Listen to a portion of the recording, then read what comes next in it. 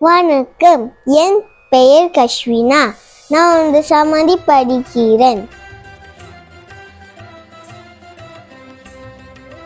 திருக்குறள். குறள் ஒன்று. அகர முதல எழுத்தெல்லாம் ஆதி பகவன் முதற்றே உலகு. எழுத்துகள் எல்லாம் அ எனும் எழுத்தை அடிப்படையாக கொண்டிருக்கின்றன. அதுபோல் உலகம் கடவுளை அடிப்படையாக கொண்டிருக்கின்றது. குறள் 2. இனிய உளவாக எண்ணாத கூறல் கனியிருப்ப கை கவண்டற்று.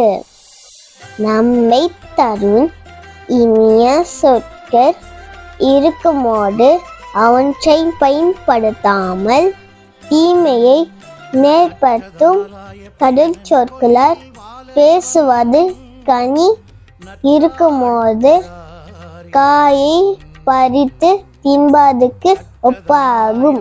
குறள் 3. கற்க கசடர கற்பவை கற்றபின் நிற்க அதுக்கு தக. கற்க தகுந்த நூல்களை குற்றமாற கற்க வேண்டும். அவ்வாறு கற்ற பிறகு கற்ற கல்விக்கு தகுந்தபடி நடந்து கொள்ள வேண்டும். நன்றி.